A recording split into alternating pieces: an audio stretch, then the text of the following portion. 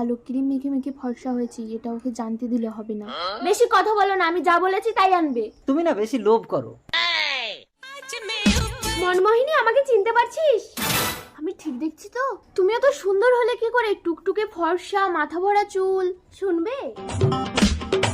তাহলে তো নিশ্চয়ই আমি ডুব দিলে আরো সুন্দর হয়ে যাবো। চাই ছোট যাস না, তুই এমনিতেই সুন্দর। আমি আরো সুন্দর হতে চাই। জলদেবী, আমাকে সুন্দরী করে দাও। এবার দেখি তো। ও মা, আমার মুখ এত কালো হয়ে গেল কেন? আমার মাথা টাক হয়ে গেল কেন? এটাই তোর আসল চেহারা।